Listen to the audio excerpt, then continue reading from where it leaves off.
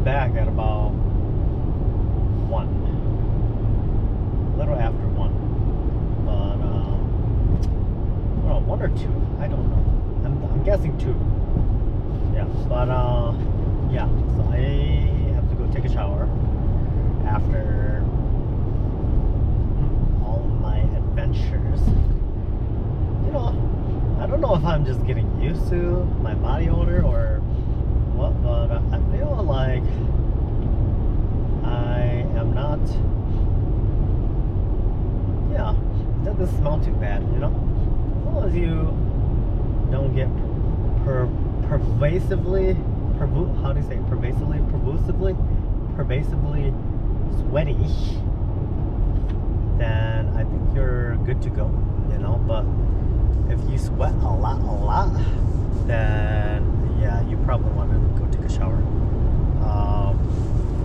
I mean, I do sweat a lot, but it wasn't that bad. Yeah, and yeah, I'm surprised. Yeah, usually, and maybe the mentality is when you're at the comfort of a home or a hotel or a resort or whatnot, you just go take a shower after, right? That's the American mentality anyways. But so far, that's okay. I don't smell as bad, because I know when I smell bad, I can smell it. But here, I don't know. And maybe my body bear traps. Whoa. God dang, dude, you gotta be careful on some of these roads. Some of these roads, they be turning wide and fast or sharp. Yeah. Yeah, so I'm gonna go take a shower. You know, one thing I wanted to do was dip into a river for shower. I saw some of the YouTubers do that. They're like, well, just go right in the river. Well, why not? Yeah, and yeah, I think that would be all right. Just make sure if you use any kind of soap that it's safe for the environment. I know when I was in Thailand, yeah, you saw that it was like normal for people to take showers up in the mountains in the river. Yeah, so I was like, oh, interesting. But anyways, 160 miles. No, 250 miles till I get home. Or back into the home city. Yes. And yeah, I gotta call my mom also. So, I am by the city, the closest city. There's an actual city here. I thought there was nothing up here. But yeah, there's actually a city right here. It's a cute city actually. Yeah. Yeah, it's not bad. It's a really cute city. But these, I feel like a lot of these cities up north here in Michigan, especially along the, oh shoot, I didn't even take a photo of this Lake Superior. Whatever. I'll get it on the other side of yeah, the other side. In a quarter mile. When I go to Canada. But yeah, it's all of these areas, they look kind of fake, you know. It's hard to say. It doesn't look like an actual city. It looks like a place meant purely for tourism, you know. It's kind of like in Sheboygan, or not in Sheboygan, in Wisconsin. When you go to Wisconsin Dells, continue on Michigan 94 West for 16 miles. It looks like a movie. Everything's geared towards just tourism. You know, everything's tourism. And it would be like the same when you walk into the city. I would call it a city, like Walt Disney, Disneyland or Disney World, right? Like it's a city, but it looks all set up for tourism. You know, if you get what I'm saying. Yeah, because normal towns don't look like that. Yes, because I've been to a couple cities in Michigan and they don't look like that, right? So, but all the areas around the lake, yeah, they don't look like a normal city. It all looks like it's all set up for tourism, where it's, hey, look at this, look at that. Assuming when you go to like resorts up in the mountains, they don't look like little cities. They look more like tourist attractions, right? And so, yeah, because if you just drive an hour down from the ski hills down to the city life, it doesn't look anything like the resort area.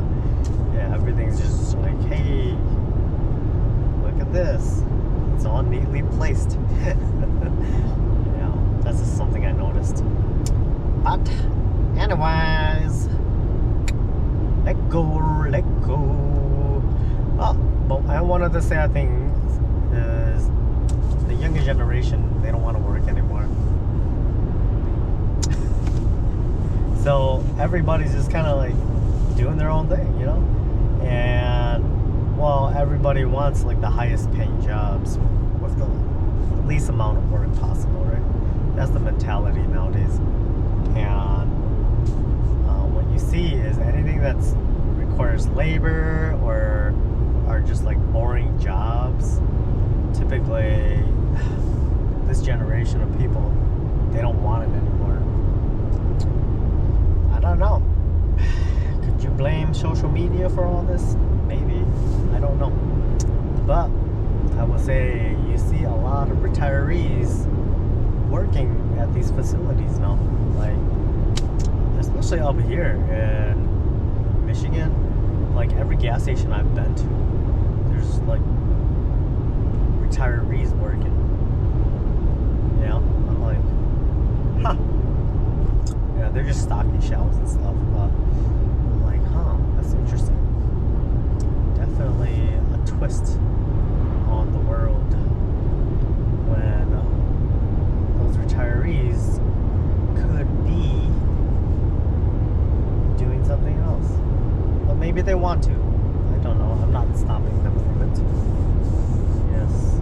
There was a lady when I was getting my physical therapy. I got to know the lady at the front desk. And I was talking to her about some of my coworkers who are going to retire soon. And so yeah, she was telling me that she's kind of worried about retiring because she doesn't have any kids.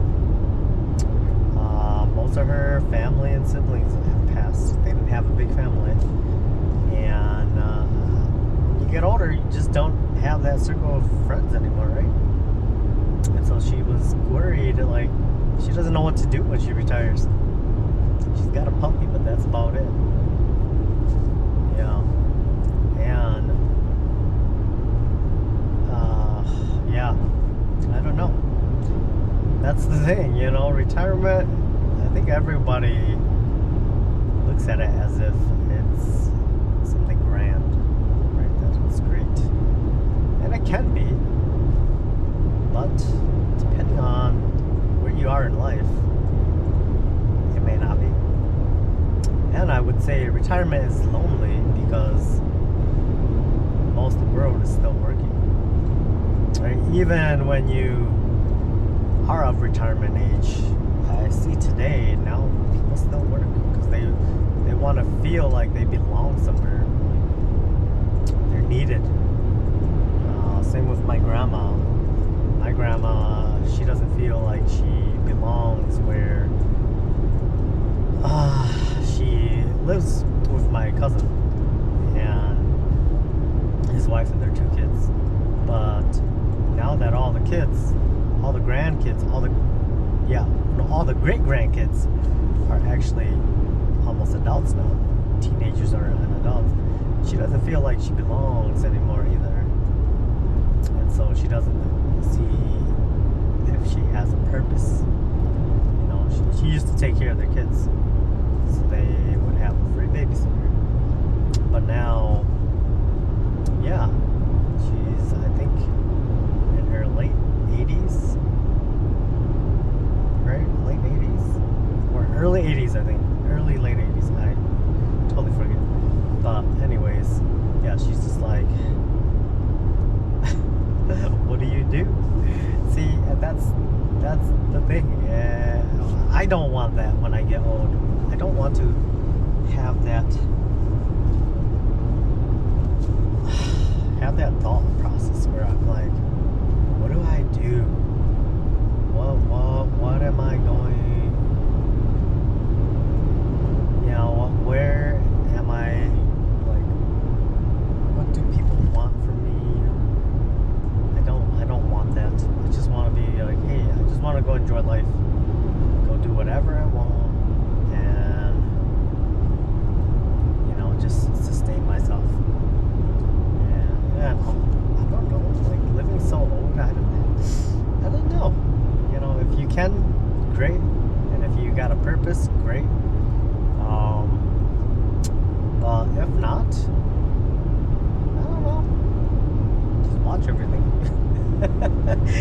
If I get old and I have nothing to do, and I don't have like a calling that I feel like I have to fulfill, I'm just gonna go watch people. And essentially, that's what my neighbor did. Yeah, my neighbor, well, he passed away now. He used to sit in his kitchen. In his kitchen, there was a seat there. There was a seat in his kitchen where it would look straight out the window, the back window, and it would just look onto the road, right? And my house is across the street, so, and my driveway is right there. So it was always really interesting because I would come out in the window, there's his head. Always. His head would always be peeking out, just looking at what's going on. And since I go to work, I'm the only one on that street. It's a quiet street. Yeah, he'll just like be looking at me. And it's like, okay. I always was wondering, you know, like, what do you do? What are you doing, sir? Just looking over here. But yeah, I get it when there's nothing else to do and you don't find entertainment in watching TV, right? Or you don't watch it. Yeah. But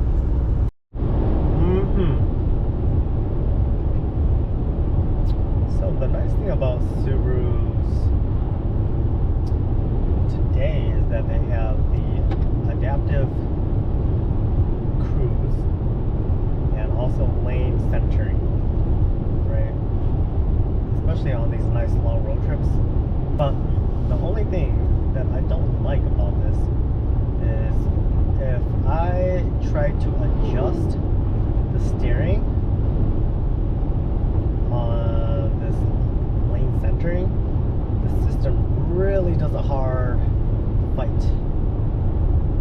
Whoa, what the heck? That was interesting. Never seen that before.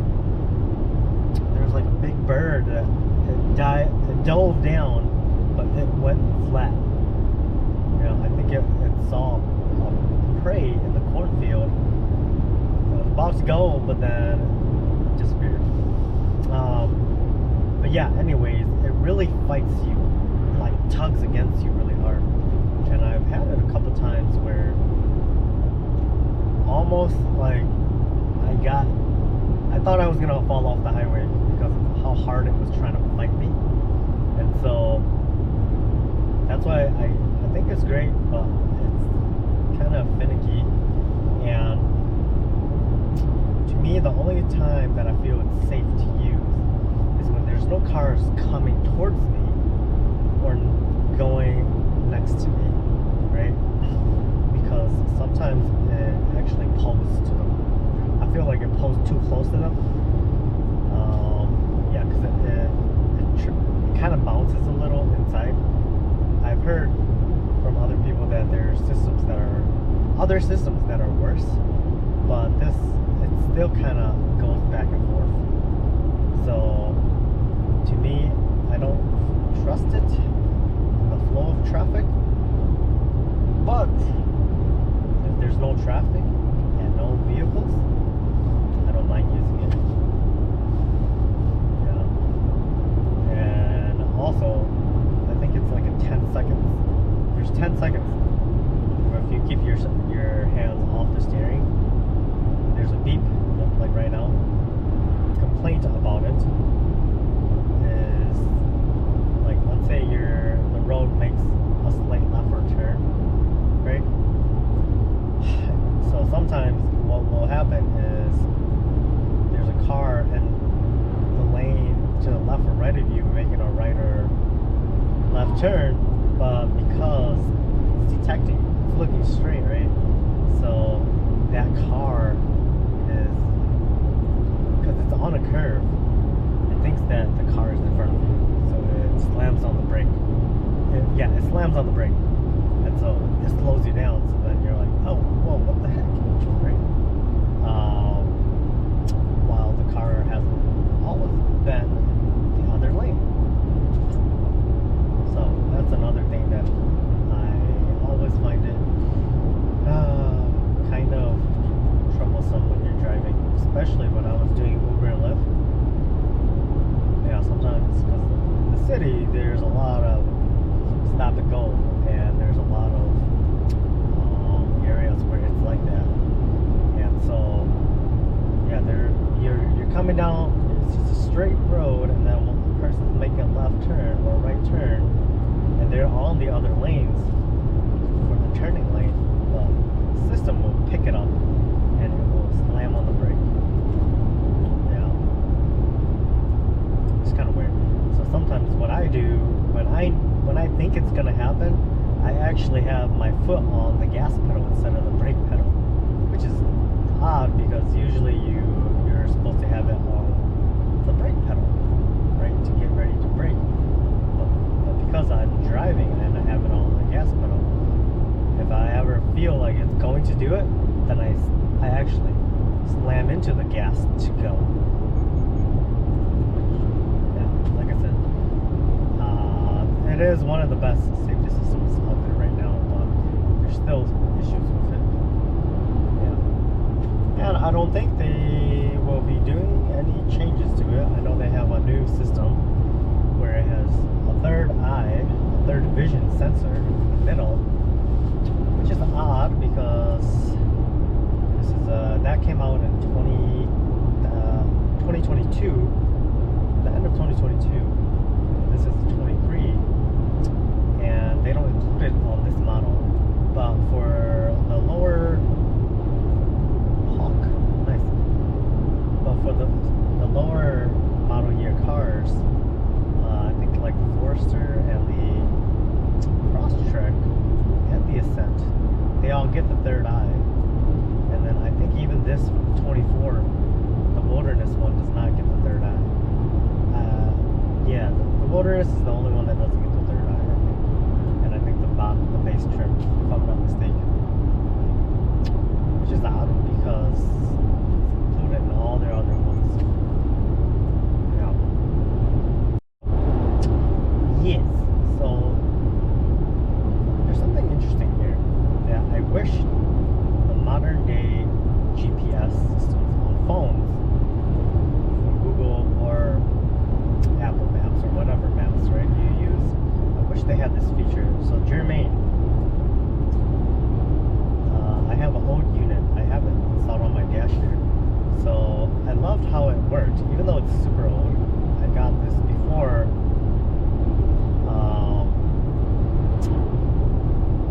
navigating on your phone was even a thing.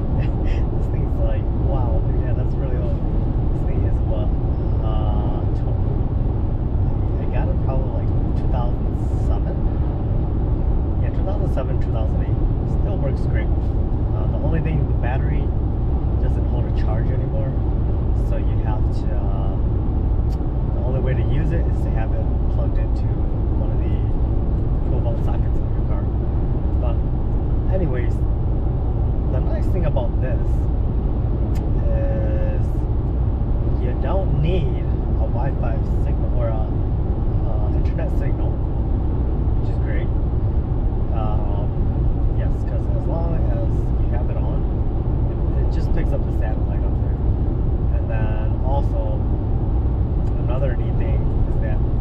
make turns or before turns, this will actually show a photo. It looks like a photo. It looks like a photo of that exact area or the signs or the road that you're gonna turn on. And I'm like, wow, that's great, you know?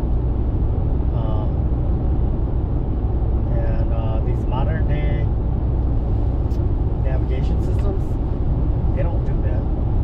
They'll show you an image of like, take this, or a box, right? It'll show you a box, and then it'll say, take this exit, straight left, whatever, four different, or all the lanes, and then the exit, right? And that's very helpful, because sometimes there's like 5 lanes, and there's 2 lanes that one turns into a different way, and then the second turn goes somewhere else, right? So then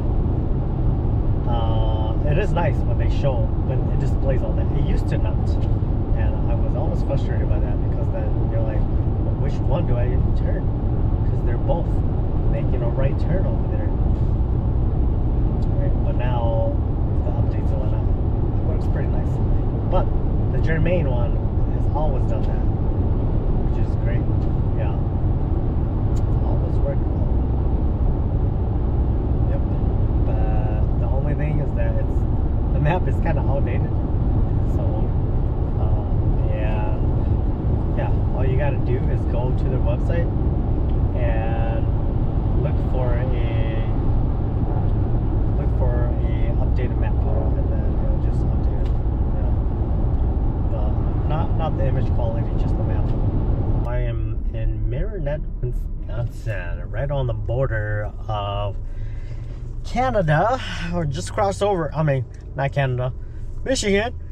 I just crossed over into here, and yeah, both the cities, Marinette and whatever city that I just came from in Michigan, pretty nice. Yeah, this area gives me that small town vibe.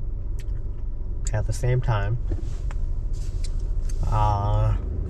yeah, there's a lot of life right here. A lot of business, a lot of traffic. Yeah, I'm surprised. I don't even know what's up here. Yeah, I don't even know if I've ever met anyone from up here. Pretty quiet though. Yeah, they got a lot of businesses up here. Probably close to Green Bay, right? So a lot of business from Green Bay, maybe. I'm not sure. Very interesting. Yep. We have about 120 miles to go. An hour and 45 minutes. I just passed the city. Has to go. P-E-S-T-I-G-O. If you say it fast, how does it sound like? Push to go. Push to go. Has to go. Has to go. Push to go. I was just gonna go for a quick workout, and then hit the shower. Planet Fitness here in Sheboygan, but yeah, I ended up being there for like 45 minutes. Yeah, and then took a quick shower. Yep. Whew. Yeah, I tried doing some deadlifts on those Smith machines. Not the greatest. Yeah, it's hard to balance on them, because you're really not balancing, you're just pulling, right? The one flaw with those machines. Yeah, but yeah, it was good. You know, usually now I go in, I just do a full body, because I don't have time to go to the gym every single day. Well, I do, but I don't want to. I don't want to be a lifer, a gym lifer. Same with running. I don't want to be a lifer. So I decided to maximize what I have and just do full body right away, you know, do full body. And then yeah, full body. And then I want a little bit of growth. So what I used to do, and I'm sure it works, I think, oops, oh, I should turn off this music. So I want a little bit of growth, but I don't want to be too bulky. And so what I used to do is do a couple sets, high reps, right? But and then I switched to low reps, high, or 3 sets and low reps but heavy, right? Because I was trying to gain. And I think either or it works. I think when you're going low reps and trying to gain, you're eating a lot more, right? Because you want to like bulk up a lot, and essentially you're gaining a lot of strength doing all that, but it doesn't look nice aesthetically. It's just like you just size up, right? So yes, you can get stronger and yeah, and then size up, but I wanted lean, nice tone, so then essentially you can knock out 2 at 1. And then so I was looking at like some YouTubers that were getting into bodybuilding, and essentially they were doing lightweight high reps. And from what I was always told, you don't want to do high reps because it leans out your muscle. But I guess the only analogy I can think of in that manner is like if you're running, right? If you run a lot, your muscles are lean from running, right? But I think it's different when you're doing weights, because what's happening is when you're doing weights and you do high reps, what you're doing is you're pumping blood into those muscles. Essentially, that's what those bodybuilders were saying. They were saying you want to pump as much blood into those muscles to increase the mass, right? And that to me made sense. Yeah, that to me made sense. But it's not like how I used to do it, where I did high reps, maybe like 10 to 15. That was max, right? 10 to 15 max. And then rest, and then go to 10 to 15. Because usually people go, if they're trying to go heavy, they'll do like, well, maybe 1 to 7. 7 is already extreme for high rep if you're trying to bulk. Yeah, so you keep it really low, and you're just like gaining, you're gaining strength essentially, right? Because you're pushing all your strength at once. But bodybuilders, what they do is they go until essentially their muscles are gonna, there's so much blood in it, it almost seems like your muscle's gonna pop, right? Like cramp up. And that to me made sense, because if you keep pumping the blood into it, it's, yeah, your muscle, they'll size up, right? And it's not, you're not getting stronger. I'll say that you ain't getting stronger, but you're pumping a lot of blood into those muscles, right? And that made sense, because there was this Asian kid. He was a viral. I'm sure he still is, but I remember he was like 13, 14 years old, and he was huge, young Asian kid, and he was getting huge, like super bulky. And yeah, he used to, I remember seeing one of his videos, and people would be like, they would ask him, hey, how come you do such light weights? And he told them, it's not about how heavy you do, it's about how much you can push into that muscle, right? So what you're learning how to do is target specific muscle groups, right? Because you should feel that muscle that you're working on hurt, right? It should feel like like when you clench your fish, you should feel those muscles that you're using to clench, right? And so if you want to grow that muscle, you use it more. Yeah, essentially you're just pushing more blood into it, right? And that made sense because yeah, he was doing like 20-25 pounds, but he was jacked, right? And I think there's a difference too. There are bodybuilders or heavy power lifters who are both jacked and ripped, but you got to remember, do they use hormone growth, right? Because if they use hormone growth, you can tell it's very unnatural. It's just like, yeah. And that's the thing, don't want to use those, because I used to use protein, but gosh, I was running to the bathroom every couple hours. Not fun. Yeah. And I don't want to get bulky. So anyways, I'm at the beach, and man, by the lighthouse in Sheboygan.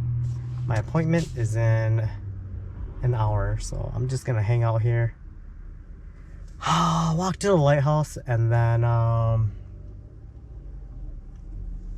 yeah, that's about it. Then go to my appointment.